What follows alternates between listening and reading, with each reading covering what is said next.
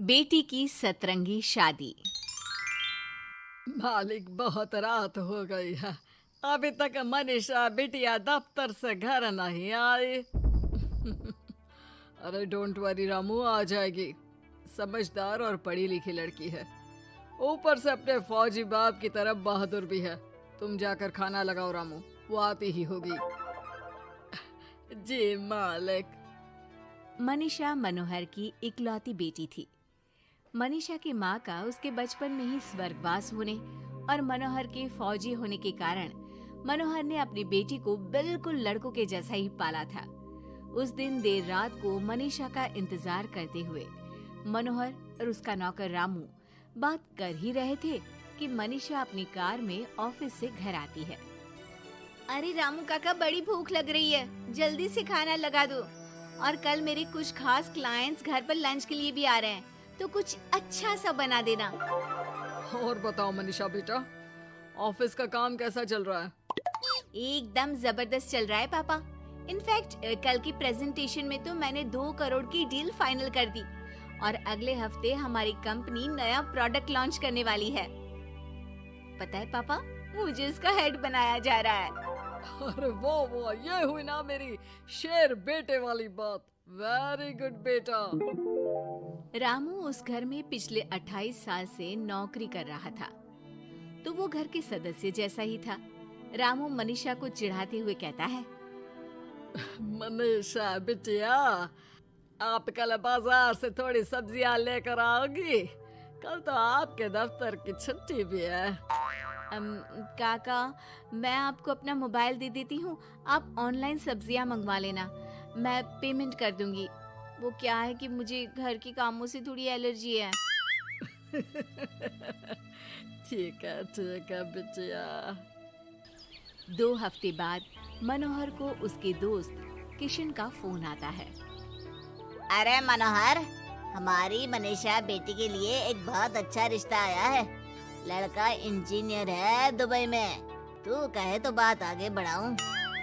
हाँ, रिश्ते की बात तो आगे बढ़ा ही सकते हैं, लेकिन लड़के वालों की कुछ शर्तें भी तो होंगी ना, मतबला लेन देन वगैरह।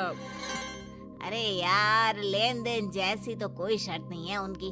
बस लड़की पढ़ी लिखी और घरेलू होनी चाहिए, जो कि यहाँ इंडिया में अपने सास ससुर की सेवा करे और घर संभाल सके।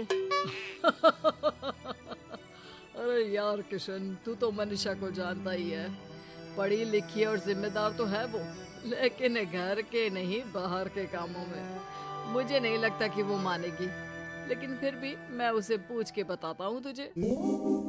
मनोहर अपनी बेटी से उसके लिए आए रिश्ते की बात करता है और उसे लड़के वालों की शर्त के बारे में भी बताता है, जिस पर मनीषा कहती है, पापा आप तो जानते हैं ना कि मुझे घर के कामों में कोई इंटरेस्ट नहीं है और आपने मुझे पढ़ा लिखा के अपने पैरों पे खड़ा होना सिखाया। क्या इस दिन के लिए कि एक दिन मैं शादी करके किसी का घर संभालूं? ना, मुझे नहीं करनी शादी वादी, आप मना कर दो उन्हें। इतना कहकर मनीषा घर से बाहर चली जाती है। रास्ते में उसे उसकी फ्रेंड का फोन आता है, जो उसे बाकी फ्रेंड्स के साथ एक रेस्टोरेंट में बुलाती है। मनीषा जाना तो नहीं चाहती थी, लेकिन उस रिश्ते की बात से हुए खराब मूड को बदलने के लिए वो चली जाती है। मनीषा और उसके दोस्त एक टेबल पर बैठे होते हैं कि उसकी नजर उसी रेस्टोरेंट में गिटार बजा रहे एक लड़के पर पड़ती है, जो मनीषा की फेवरेट धुन बजा रहा होता है। मनीषा झट से सारी बातें भूलकर उस गिटार की धुन में खो जाती है। थोड़ी देर बाद सब उस लड़के की परफॉर्मेंस पर तालियां बजाते हैं, तो मनीषा भी स्माइल करके तालियां बजाने लगती है। उसी शाम जब मनीषा घर जा रही होती है, तो उसे वही लड़का दिखता है जो रेस्टोरेंट में गिटार बजा रहा था। वो अपनी गाड़ी रोक कर उससे पूछती है कि हाय, तुम वही हो ना जो थोड़ी देर पहले रेस्टोरेंट में गिटार बजा रहे थे? I am so impressed with your talent. Actually वो मेरी फेवरेट धुन थी। जी थैंक यू, ये मेरा शौक भी है और इससे मेरी थोड़ी बहुत गुजारे लायक कमाई भी हो जाती है। अच्छा, और क्या करते हो? जी मैं कॉफ़ी बहुत अच्छी बनाता हूँ, और कॉफ़ी के अलावा भी बहुत कुछ। एक्चुअली मुझे खाना बनाने का बहुत शौक है और खाली समय में या तो मैं गिटार बजाता हूँ या फिर कुकिंग करता हूँ। इसी तरह बहुत देर तक बातें करते करते दोनों एक दूसरे को अपना नंबर देते हैं और फिर धीरे धीरे पहले उनके बीच गहरी दोस्ती और फिर प्यार हो जाता है। फिर एक समय आता है जब दोनों शादी करने का फैसला करते हैं। मनीषा अपने पापा को गौतम के बारे में सब बताती है। मनोहर को गौतम बहुत अच्छा तो नहीं लगता, लेकिन अपनी इकलौती बेटी की खुशी के लिए वो हाँ कह देते हैं। दोनों की शादी हो जाती है। और एक दिन, अरे गौतम बेटा, क्या बात है, बहू रानी तो आते ही दफ्तर जाने लगी। सुबह जाती है, देर रात को आती है, और तू घर पे रहता है, तो घर भी तुझे ही तो संभालना पड़ता होगा ना अभी।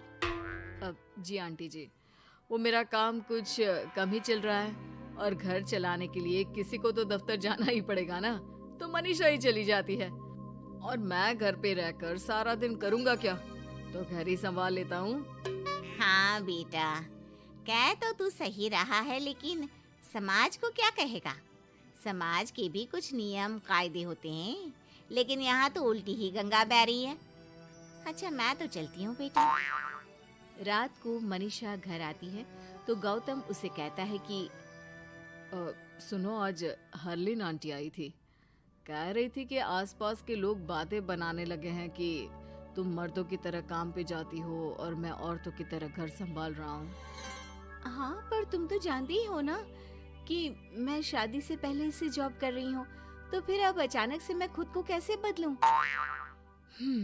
एक काम करते हैं, तुम कुछ महीनों के लिए घर से ही ऑनलाइन सारा काम कर लो और हो सके तो घर के काम ट्राई भी कर लो, और मैं बाहर जाकर अपने लिए पक्की नौकरी ढूंढता हूँ। मनीषा मान जाती है और फिर शुरू होती है उनकी नई दिनचर्या। ये लो गौतम, तुम्हारा नाश्ता, चाय और टोस्ट। ये टोस्ट है या किसी नक्शे का काला प्रिंट आउट? अरे मेरी माँ, चाय में चीनी डालते हैं, नमक नहीं। ठीक है, मैं क्या करूं? चीनी और नमक एक जैसे ही तो दिखते हैं ना। तुम्हें खाना है तो खाओ, वरना ऐसे ही जाओ। अच्छा, तो तुम्हारी क्वालिफिकेशंस क्या है? क्या काम आता है तुम्हें? जी, मैंने वैसे तो बीकॉम किया है, लेकिन काम का कोई एक्सपीरियंस नहीं है। एक्चुअली मेरे पेरेंट्स ने ज़बरदस्ती मुझे ये डिग्री करवा दी थी। मुझे तो गिटार बजाना ही पसंद है सर। ठीक है मिस्टर गौतम, जब हमारी कंपनी को किसी गिटार परफॉर्मेंस की ज़रूरत होगी तब आपको बुला लिया जाएगा। फिलहाल के लिए आप जा सकते हैं। जॉब ना मिलने के दुख में मुख लटकाए गौतम घर आता है तो देखता है कि अरे ये क्या मनीषा, सारा घर बिखरा पड़ा है और ये किचन की ये हाल। अरे सब ठीक तो है ना? सब ठीक है गौतम, बस मुझे भूख लगी थी तो सोचा कुछ बना के खा लूं, लेकिन मुझे कोई सामान मिल ही नहीं रहा था और फिर पता चला कि गैस भी खत्म हो गई है और मुझे सिलेंडर बदलना नहीं आता। अच्छा, क्यों ना हम बाहर से ही खाना मंगवा ले? हाँ, अच्छा ये तो बताओ, तुम इतने उदास क्यों लग रहे हो? अरे क्या बताऊं, मुझे नौकरी नहीं मिली, लगता भी नहीं कि मिलेगी कभी। दोनों उदास होकर एक दूसरे की तरफ देखते हैं, फिर थोड़ी देर बाद हंस पड़ते हैं। मुझे लगता है हमें वही काम करना चाहिए जो हमें अच्छे से आता है। कल से मैं ही ऑफिस जाया करूंगी। और मैं हमारा ये प्यारा सा घर संभालूंगा।